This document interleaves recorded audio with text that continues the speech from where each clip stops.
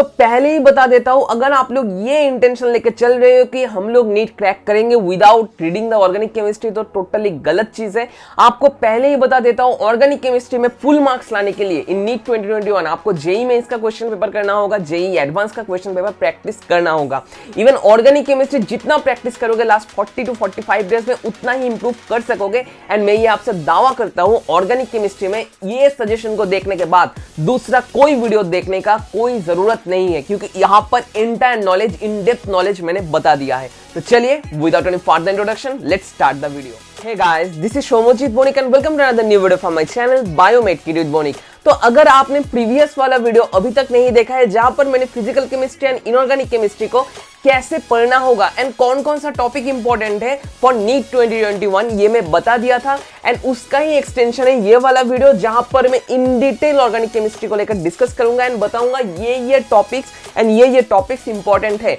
तो अगर मैं पहले ही कह देता हूं कि ये वीडियो में जितना हो सके मैंने कवर करने की कोशिश की है, जितना टॉपिक हो सके मैं यहां पर बताऊंगा। लेकिन अगर कुछ टॉपिक बचे कुछ रह जाए तो नीचे कमेंट बॉक्स में कमेंट करना मत भूलना, ताकि मुझे भी पता चले कौन कौन सा टॉपिक मैंने मिस कर दिया है। एंड ऑब्वियसली अगर आपको जीओसी से रिलेटेड और एक वीडियो चाहिए और ऑर्गेनिक केमिस्ट्री से रिलेटेड और भी कुछ वीडियो चाहिए, तो यहाँ पर आप लोग देख सकते हो, ये सब वीडियोस को आप लोग चेक कर सकते हो। डिस्क्रिप्शन बॉक्स में लिंक दिया हुआ है एंड आई बटन में भी आप लोगों को लिंक मिल जाएगा। तो चलिए without any further introduction let's start the video. लेकिन वीडियो में जाने से पहले if you are new to my channel then don't forget to subscribe this channel, hit the bell icon to get latest notifications from my channel. And मैं जानता हूं ज्यादा कुछ व्यू नहीं आता है, तो गाइस आपसे मैं रिक्वेस्ट करूंगा वीडियो को शेयर करो, ताकि ये जो मैं आपके लिए बना रहा हूं कि बहुत सारे स्टूडेंट्स के पास ये पहुंच सके। ठीक है, तो चलिए let's start the video without any further introduction. तो यहां पर आप लोग देख सकते हो क्लास 12 को हमने 3 सेगमेंट में डिवाइड किया है। First one is the nitro compound, second one is the aldehyde compounds and third one is the alcohol, phenol and ether etcetera compounds. ठीक है, पहले हम लोग देखेंगे नाइट्रो कंपाउंड से क्या क्या इंपॉर्टेंट है। नाइट्रो करने के बाद हमें पढ़ना होगा एल्डिहाइड, कीटोन एंड एसिड, ये 3 एक साथ हमें पढ़ना होगा। एंड उसके बाद alcohol, phenol, ether and haloalkanes हमें अच्छे से पढ़ना होगा। फ्रॉम नाइट्रो कंपाउंड्स फर्स्ट जो इंपॉर्टेंट थिंग है that is the diazonium salt, मतलब डायजोटाइजेशन ऑफ सॉल्ट्स कैसे होते हैं। डायजोटाइजेशन से रिलेटेड जो जो रिएक्शन है वो नीट में, इवन जेई में इसमें बहुत बार पूछे जाते हैं। तो ये आपको फर्स्ट प्रिपेयर करना होगा, डायजोटाइजेशन ऑफ सॉल्ट्स। उसके बाद आते हैं एनिलीन। एनिलीन का प्रिपरेशन कैसे होता है, एनिलीन से रिलेटेड रिएक्शंस, एनिलीन को कैसे हम लोग डायजोनियम सॉल्ट्स में कन्वर्ट कर सकते हैं, कंडीशन क्या होगा रिएक्शन का, ये हमें पढ़ना होगा फ्रॉम एनिलीन। एनिलीन पढ़ने के बाद हमें एक अच्छा खासा इंपॉर्टेंट रिएक्शन है, ये रिएक्शन बहुत इंपॉर्टेंट है, जिसका नाम है कार्बिल एमीन। ठीक है, कार्बिल एमीन रिएक्शन जो आपको पढ़ना होगा, कार्बिल एमीन टेस्ट आपको अच्छे से प्रिपेयर करना होगा। उसके बाद solubility and basicity of sequence of nitro compound, मतलब क्या है, different nitro compounds, aromatic nitro compounds आपको दिया हुआ जाएगा एंड उसके अंदर से आपको बताना होगा जो सीक्वेंस क्या है, सॉल्युबिलिटी का एंड बेसिसिटी का। ठीक है, जो एक इंपॉर्टेंट क्वेश्चन है। एक फैक्ट मैं आपसे यहां पर शेयर करना चाहता हूं, सॉल्युबिलिटी एंड बेसिसिटी ये बहुत मेजर टॉपिक है। आप लोग एल्डिहाइड कीटोन पढ़ रहे हो, नाइट्रो ग्रुप पढ़ रहे हो, अल्कोहल, फेनॉल, ईथर पढ़ रहे हो, एनी कंपाउंड में आप लोग जाओ, सॉल्युबिलिटी एंड बेसिसिटी से क्वेश्चन पूछा जा सकता है कि कौन सा ज्यादा सॉल्युबल है, ये वाला और वो वाला, एंड उससे रिलेटेड लॉजिक। तो गाइस एनसीईआरटी में जो दिया हुआ है, इवन एनसीईआरटी के बाहर से भी अगर आप लोग ये पढ़ सकते हो बहुत अच्छा होगा। ठीक है, सॉल्युबिलिटी एंड बेसिसिटी ये एक इंपॉर्टेंट टॉपिक हमारा हो गया। इसके बाद आते हैं डिफरेंशिएट। ठीक है, डिफरेंशिएट, 2 कंपाउंड्स आपको अगर दिया जाता है तो आप लोग कैसे डिफरेंशिएट कर पाओगे। इसमें से आता है साइनाइड के साथ आइसोसाइनाइड का डिफरेंशिएशन, एसिटामाइड के साथ बेंजामाइड का डिफरेंशिएशन एंड साइनोबेंजीन के साथ एनिलीन का डिफरेंशिएशन, जो अच्छा खासा करके आपको रेडी करना होगा। ठीक है, ये हो गया डिफरेंशिएशन रिएक्शन। इसके बाद आते हैं हिंसबर्ग प्रोसेस। हिंसबर्ग प्रोसेस में आप लोग कैसे first degree, second degree and tertiary amines को सेपरेट कर सकते हो, ये क्वेश्चन पूछा जाता है बहुत सारे साल। तो Hinsberg process and Hinsberg reagent बहुत इंपॉर्टेंट चीज है। एंड ये जो सेपरेशन होता है, प्राइमरी, सेकेंडरी, टर्शियरी, एल्डिहाइड कहो, एमीन कहो, अल्कोहल कहो, कैसे हम लोग सेपरेट करते हैं, ये रिएक्शंस बहुत इंपॉर्टेंट होते हैं। तो आपको मैं रिक्वेस्ट करूंगा इनको इग्नोर मत करना, जो स्पेसिफिकेशन रिएक्शन होता है उनको इग्नोर मत करना।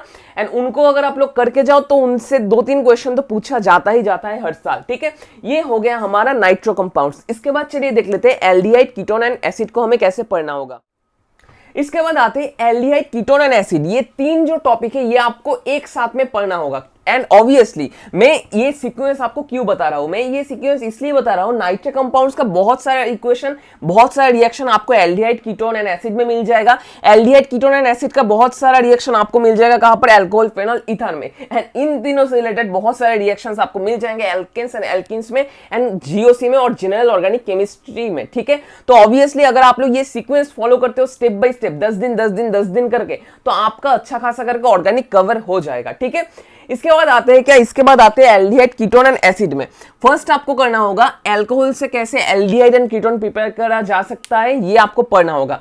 फर्स्ट डिग्री अल्कोहल से एल्डिहाइड प्रिपेयर होता है, 2 डिग्री अल्कोहल से क्या होता है, कीटोन प्रिपेयर होता है, एंड 3 डिग्री अल्कोहल के लिए क्या रूल अप्लाई होता है वो भी आपको अच्छे से पढ़ना होगा। एंड इसके लिए आपका जो ऑक्सीडाइजिंग एजेंट्स होता है, मतलब पीछे से pyridinium, chlorochromate, Collins reagent, KMnO4, ये आपको अच्छे से पढ़ना होगा। आप लोगों को एक फंडा बता देता हूं मैं, एक अल्कोहल से ऑक्सीडाइज होकर फॉर्म करता है एल्डिहाइड और कीटोन, एल्डिहाइड और कीटोन ऑक्सीडाइज होकर फॉर्म करता है क्या, एसिड।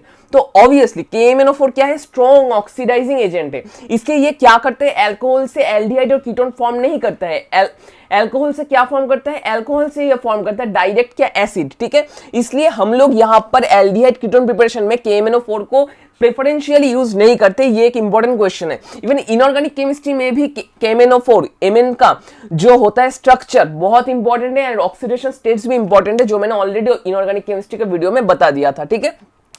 सेकंड में आते हैं पिनाकोलोन रीअरेंजमेंट। ये बहुत टॉप लेवल का क्वेश्चन होता है, जेई में, इवन जेई एडवांस में भी इसमें से क्वेश्चन पूछा जाता है, पिनाकोलोन रीअरेंजमेंट, ठीक है। नीट में बेसिक सा लेवल पे क्वेश्चन आएगा जो आपको अच्छे से पढ़ना होगा। एंड यहां पर जो बताऊंगा नेम रिएक्शंस बताऊंगा, अगर आप लोगों का ये नेम रिएक्शंस अच्छे से याद है तो ऑब्वियसली बुक खोलकर बैठो, क्योंकि वहां से आप लोग मार्क कर लो कौन सा इंपॉर्टेंट है कौन सा नहीं। एंड अगर आप लोग नहीं जानते हो तो नोटबुक को लेकर नोट कर लो, ताकि बाद में आप लोग ये रिवाइज कर सको। जैसे कैनिज़रो रिएक्शन किसके लिए होता है, कैनिज़रो रिएक्शन होता है जो एल्डिहाइड में अल्फा हाइड्रोजन नहीं रहते हैं, ठीक है, उनमें कैनिज़रो रिएक्शन होता है। कैनिज़रो रिएक्शन के अंदर मिक्स कैनिज़रो रिएक्शन एक इंपॉर्टेंट कॉन्सेप्ट है, इंपॉर्टेंट टॉपिक है।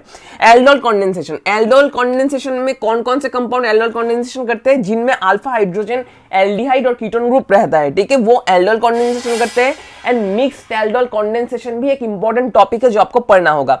इसके बाद है टिशेंको रिएक्शन। टिशेंको रिएक्शन का जो रिएजेंट है दैट इज AlO(C2H5)3, ठीक है, ये वाला कंपाउंड ये क्या करता है, ये एक एस्टर फॉर्म करता है, ठीक है, ठीक है, एस्टर फॉर्म करता है किसके थ्रू, 2 एल्डिहाइड के थ्रू, 2 एल्डिहाइड को कंबाइन करता है एंड एस्टर फॉर्म करता है, ठीक है। इसके बाद रिफॉर्मेट्स की रिएक्शन, रिफॉर्मेट्स की रिएक्शन में क्या होता है, एल्डिहाइड और कीटोन के साथ हम लोग अल्फा ब्रोमो एस्टर इसको रिएक्ट कराते हैं, कॉन्जुगेट टाइप का कंपाउंड बनाते हैं, ठीक है, ये हो गया रिफॉर्मेट्स की रिएक्शन।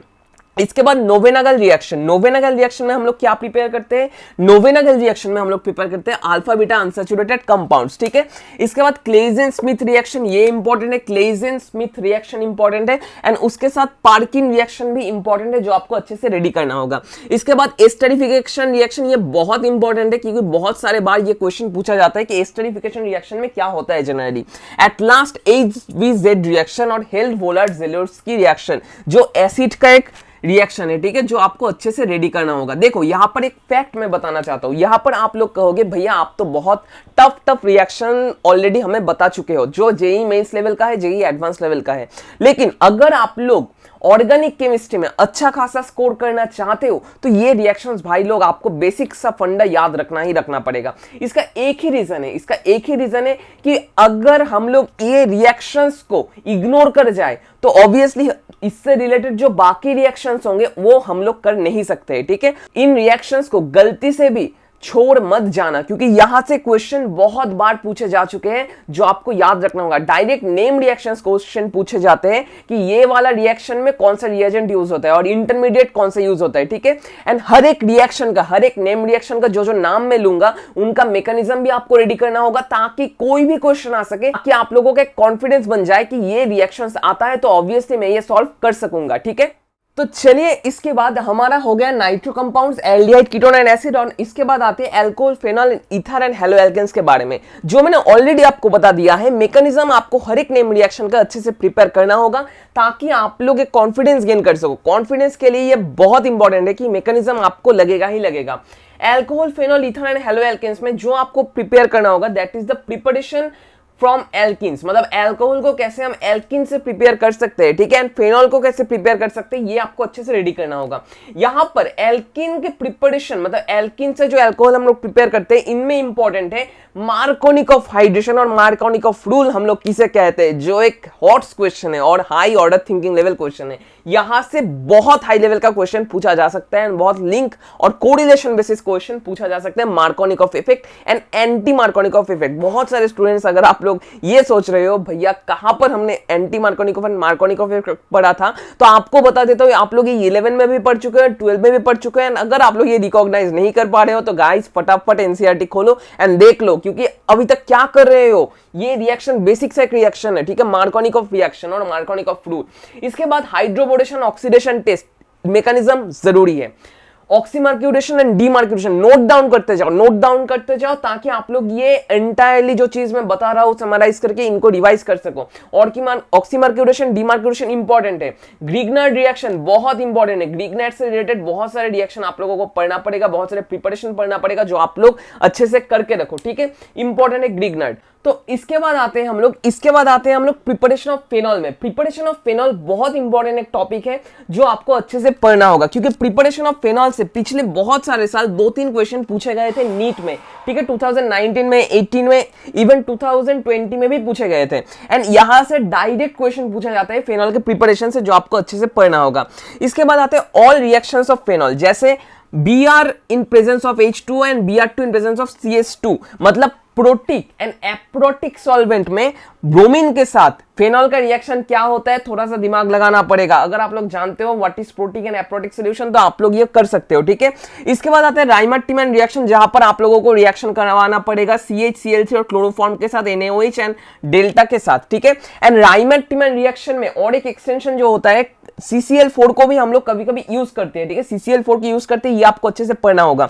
इवन राइमर-टिमैन रिएक्शन का इंटरमीडिएट क्या होता है ये आपको अच्छे से रेडी करना होगा, ठीक है, क्योंकि ये आप लोग भूल जाओगे वीडियो के अंत तक, ठीक है। इसके बाद आता है कोल्बे-स्मिथ रिएक्शन। कोल्बे-स्मिथ रिएक्शन में आपको CO2 के साथ रिएक्शन करवाना पड़ता है फेनॉल का, ठीक है, कोल्बे-स्मिथ रिएक्शन। इसके बाद और एक इंपॉर्टेंट चीज है सैलिसाइलिक एसिड का कुछ रिएक्शन आपको पढ़ना पड़ेगा। सैलिसाइलिक एसिड से कैसे एस्पिरिन प्रिपेयर किया जा सकता है एंड कैसे ऑयल ऑफ विंटरग्रीन प्रिपेयर किया जा सकता है, ये आपको पढ़ना होगा, क्योंकि यहां से क्वेश्चन पूछा जा सकता है। And last one but not the least one, Lucas reagent and Lucas reaction किसे कहते हैं, first degree, second degree and third degree alcohol को हम लोग कैसे सेपरेट करते हैं, ये आपको अच्छे से पढ़ना होगा।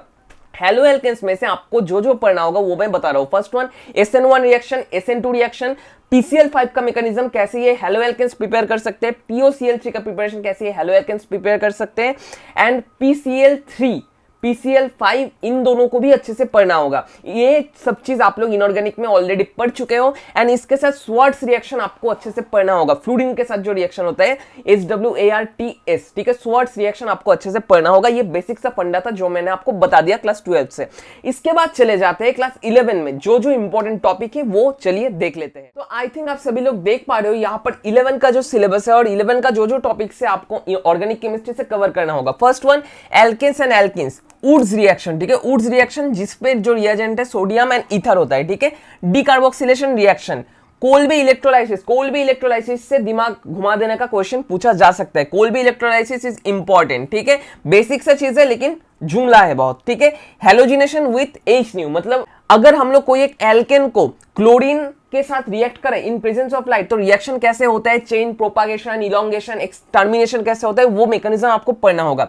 Pyrolysis, NCERT class 11 part 2, NCERT class 11 part 2 का पेज नंबर जो 382 दिया हुआ है, इसको आपको अच्छे से पढ़ना होगा पाइरोलाइसिस के बारे में। इसके बाद ओजोनोलाइसिस, ओजोनोलाइसिस में से आप लोगों का आईआईटी लेवल का क्वेश्चन भी पूछा जा सकता है, क्योंकि ये एक बहुत आसान सा फंडामेंटल टॉपिक है जो आपको अच्छे से कवर करना होगा, ठीक है। इसके बाद हाइड्रोजिनेशन रिएक्शन आपको पढ़ना होगा। इन प्रेजेंस ऑफ हाइड्रोजिनेशन 4 तरह से हम लोग कर सकते हैं, निकल के प्रेजेंस में, B2H6 के प्रेजेंट में, लिथियम एल्यूमिनियम हाइड्रेट के प्रेजेंट में एंड सोडियम बोरोहाइड्रेट के प्रेजेंट में। इन 4 मैकेनिज्म में हम लोग हाइड्रोजिनेशन रिएक्शन कर सकते हैं, जो आपको अच्छे से रेडी करना होगा, ठीक है।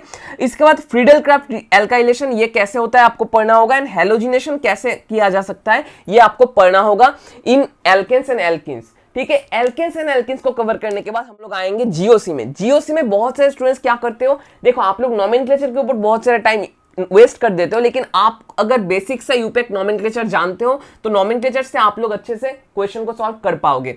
ई एंड जेड नॉमेनक्लेचर इंपॉर्टेंट है and R and S nomenclature important है। ई जेड नॉमेनक्लेचर हम लोग किस लिए यूज करते हैं, हम लोग ये यूज करते हैं डबल बॉन्ड कंपाउंड्स के लिए, एंड आर एस नॉमेनक्लेचर हम लोग यूज करते हैं ऑप्टिकल आइसोमेरिज्म के लिए जनरली, ठीक है। इसके बाद न्यूक्लियोफिलिसिटी एंड इलेक्ट्रोफिलिसिटी का मैकेनिज्म क्या होता है, न्यूक्लियोफाइल इलेक्ट्रोफाइल किसे कहते हैं, कौन कौन सा कंपाउंड न्यूक्लियोफाइल इलेक्ट्रोफाइल है, इससे रिलेटेड क्वेश्चंस आपको जेईई में इसके पेपर से प्रैक्टिस करना पड़ेगा, क्योंकि इसमें से आप लोग जुमला कर देते हो। इसके बाद आते हैं आइसोमेरिज्म, एंटायर आइसोमेरिज्म आपको अच्छे से पढ़ना होगा, कॉन्फॉर्मेशन किसे कहते हैं, आइसोमर किसे कहते हैं, इवन साइक्लोहेक्सेन का जो कॉन्फॉर्मेशनल चेंजेस होता है वो भी आपको अच्छे से पढ़ना होगा, ठीक है। साइक्लोहेक्सेन पॉइंट को याद रखो, ठीक है। एरोमेटिसिटी का कंडीशन क्या होता है और एरोमेटिसिटी का रूल क्या होता है वो आपको अच्छे से पढ़ना होगा विथ एग्जांपल्स, क्योंकि एरोमेटिसिटी से आपको पूछा जाएगा ये कंपाउंड से इनमें से कौन सा एरोमेटिक है, कौन सा एरोमेटिक नहीं है, ठीक है।